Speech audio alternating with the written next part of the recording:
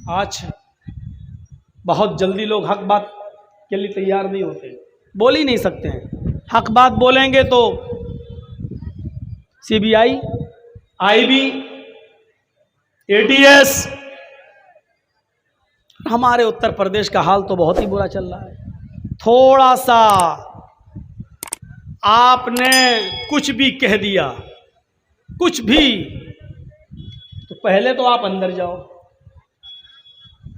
اب یہ کہتے رہو کہ ہم نے نہیں کیا، آپ کو نہ کہنے کے لیے، یہ ثابت کرنے کے لیے میں نے یہ کہا نہیں، 4 5 10 سال آپ کو اس میں گزارنا پڑا، اسی میں چلے جائیں گے۔ آپ کو شاید معلوم ہوگا، ایک ایسے ہی کوئی ڈال دیا تھا کسی نے YouTube وغیرہ پر، لیکن اس میں ایک طرف دیکھا جائے تو سچائی ہے کہ ایک ہاتھی بھاگ رہا تھا جنگل میں، تو بھینس نے اس سے پوچھا کہ تم کہاں بھاگ رہے ہو، کہاں بھاگ رہے ہو؟ تو ہاتھی نے کہا ہے کہ میں اس لیے بھاگ رہا ہوں جنگل میں کہ ابھی ابھی اعلان ہوا ہے کہ جو بھی بھینس جنگل میں دکھائی دے اس کو پکڑو اور اس کو ٹھوس دو جیل کے اندر۔ تو بھینس نے کہا کہ جب اعلان تو بھینس کا ہوا ہے کہ جو بھی بھینس مل جائے اس کو پکڑ کے ٹھوسو مارو، تو تم تو ہاتھی ہو، تم کیوں بھاگ رہے ہو؟ ہاتھی نے کہا ہے کہ 20 سال تو مجھے یہ ثابت کرنے میں لگ جائے گا کہ میں بھینس نہیں ہوں۔ تو بھینس نے کہا دھت تیری کی، پھر وہ بھی بھاگی۔ تو یہ صورتحال ہے اس وقت ہمارے ملک کی، یہ صورتحال ہے اس وقت۔ ہر آدمی کا کلیجہ نہیں ہے 35 اور 36 مرتبہ جیل میں چلا جائے، ہر آدمی کا، ہر مولوی کا کلیجہ نہیں ہے جو حق بات ڈنکے کی چوٹ پر کہہ دے، نہیں۔ اسی لیے حق اور صبر کو ایک ساتھ بیان کیا، وَتَوَاصَوْا بِالْحَقِّ وَتَوَاصَوْا بِالصَّبْرِ۔ حق بات کہو گے تو پریشانی آئیں گی، تو 4 کام اپنے اندر پیدا کر لو: ایمان، نمبر 2 عمل صالح، حق بات کہنا ہر حال میں، اور حق بات کہنے میں جو پریشانی آئے اس پر صبر کرنا۔ یہ 4 چیزیں۔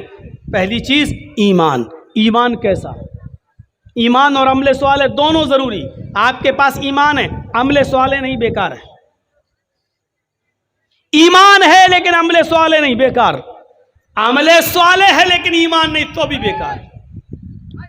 آپ نے کبھی دیکھا ہے غیر مسلم لوگ بھی غریبوں کی کتنی مدد کرتے ہیں؟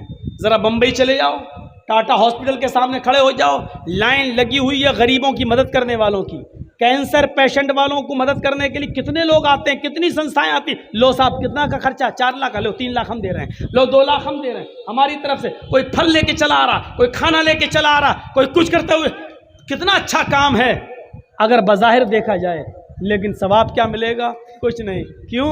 کیونکہ عمل صالح تو ہے لیکن ایمان نہیں۔ ہمارے پاس ایمان ہے لیکن عمل صالح نہیں ہے، عمل صالح نہیں۔ ایمان کس کو کہتے ہیں؟ عمل صالح کیا ہے؟ ابو الدحداء انصاری کے اوپر نظر ڈالیے۔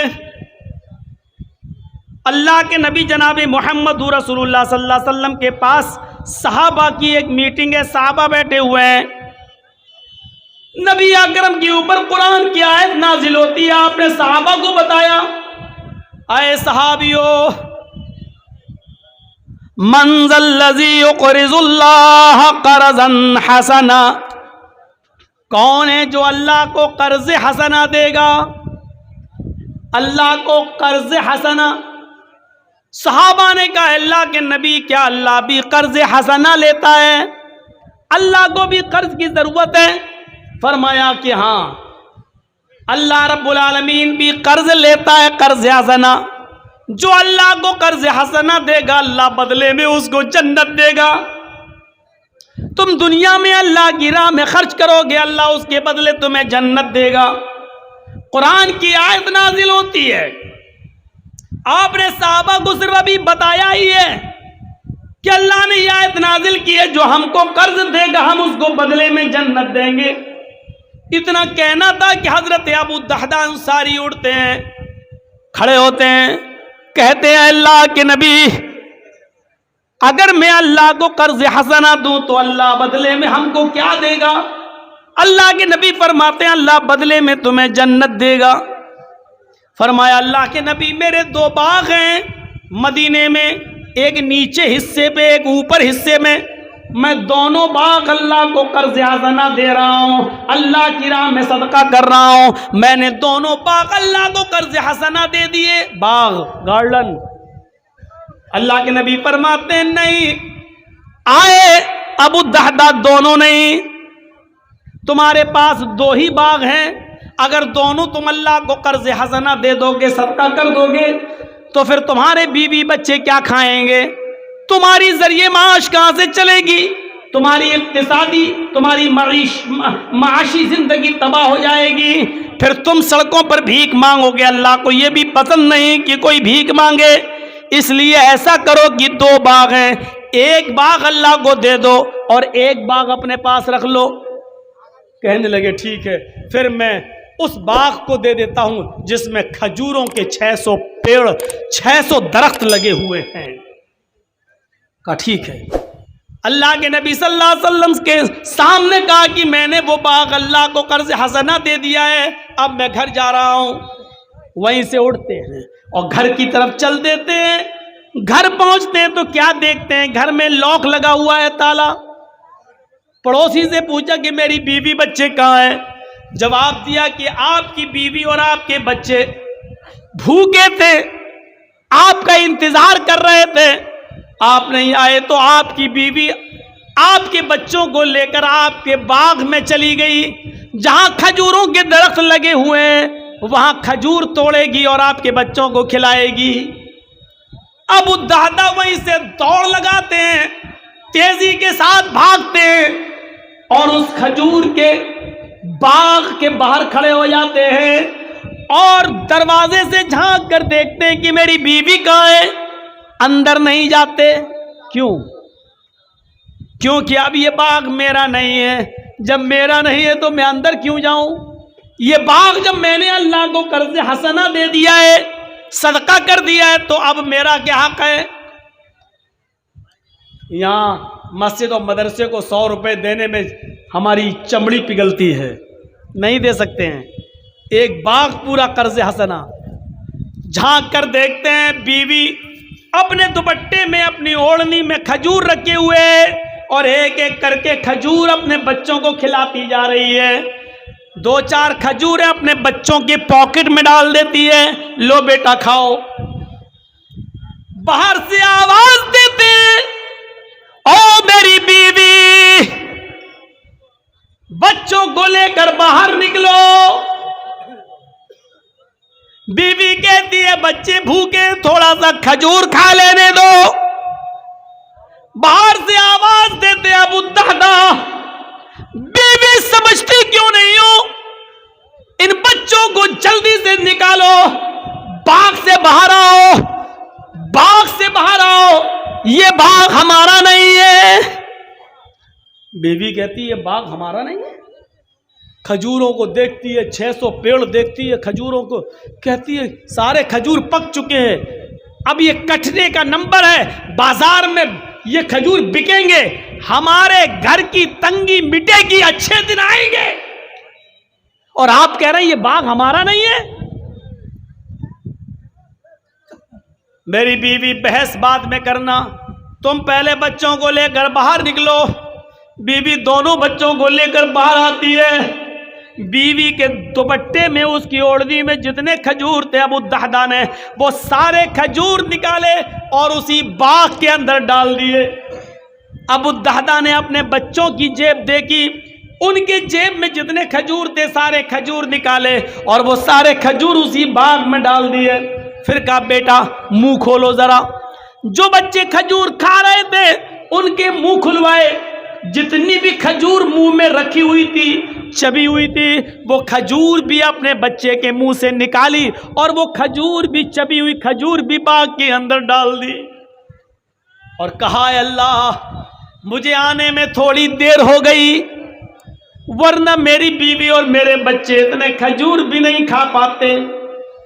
اے اللہ، یہ باغ میں نے تیری راہ میں صدقہ کر دیا ہے، قرض حسنہ دے دیا ہے۔ اے اللہ، تیرے نبی کا فرمان ہے جو اللہ کو قرض حسنہ دے گا اللہ بدلے میں جنت دے گا۔ اے اللہ، میں نے اپنا وعدہ پورا کیا، تو اپنا وعدہ پورا کر۔ اے اللہ، میں نے اپنا وعدہ پورا کیا، تو بھی اپنا وعدہ پورا کر۔ اے اللہ، میں نے اپنا وعدہ پورا کر دیا، تو بھی اپنا وعدہ پورا کر۔ ادھر بیوی کہتی ہے کہ یہ باغ کس کو دے دیا ہے؟ کہا اللہ کو۔ بیوی نے کہا کہ کیا ملے گا؟ فرمایا، اے میری بیوی، جناب محمد رسول اللہ نے فرمایا اللہ کو قرض حسنہ دو گے تو اللہ بدلے میں جنت دے گا، میں نے یہ باغ اللہ کو دے دیا ہے۔ بیوی چیخ کر کہتی ہے، ایک باغ دے کر اگر جنت مل رہی ہے تو یہ سودا مہنگا نہیں ہے، یہ سودا مہنگا نہیں ہے۔ اے میرے شوہر، تم نے اچھا کیا، اللہ کو صدقہ قرض حسنہ دے دیا، اللہ کی راہ میں صدقہ کر دیا ہے۔ ایک باغ دے کر اگر جنت مل رہی ہے تو یہ سودا مہنگا نہیں ہے، تم بہت سستے میں نپٹ گئے ہو۔ میرے پیارے ساتھیو، قرآن کی آیت نازل ہوئی یہاں اور ادھر عمل کر کے دکھا دیا۔ یہ تھا ایمان اور یہ تھا عمل صالح جو انہوں نے اسی دن کر کے دکھا دیا۔ میں نے پورا کا پورا باغ اللہ کو قرض حسنہ دے دیا۔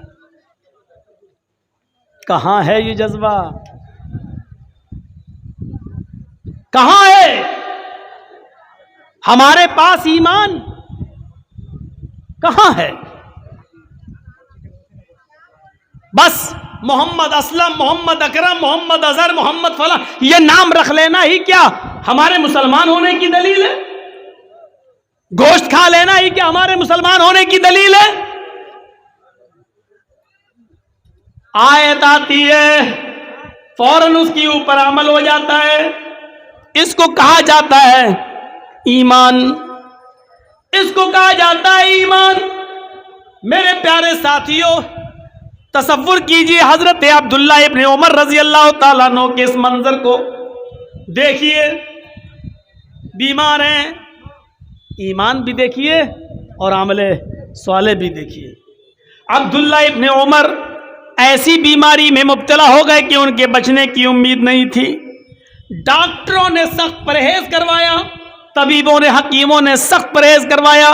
حضرت عمر فاروق کے بیٹے عبداللہ ابن عمر بیماری بہت سخت اور کٹھن بیماری میں مبتلا ہوئے اور کئی مہینے تک اسی بیماری میں مبتلا رہے۔ ان کے بچنے کی کوئی امید نہیں تھی، لیکن حکیموں کی کوشش سے، طبیبوں کی کوشش سے چھٹکارا مل گیا، نکل گئے، موت کے منہ سے بچ گئے۔ طبیعت میں کچھ افاقہ ہوا، بہتری ہوئی تو حکیموں نے اور طبیبوں نے کہا ان کی بیوی سے، الحمدللہ آپ کے شوہر ٹھیک ہیں، اب یہ جو کھائیں ان کو کھلا سکتی ہو۔ اب دیکھیے ایمان اور عمل صالح، یہ جو کھائیں تم اب ان کو کھلا سکتی ہو، اب کوئی پرہیز کی ضرورت نہیں ہے، لیکن ابھی آرام کی ضرورت ہے، یعنی کام نہیں کریں گے، ابھی بستر پر لیٹے رہیں گے، ابھی کام نہیں کروائیے گا ان سے، لیکن یہ موت کے خطرے سے باہر آ چکے ہیں اور پرہیز ختم، اب یہ جو کھانا چاہیں کھا سکتے ہیں۔ نیک بیوی تھی، ان کے پاس بیٹھ جاتی ہیں،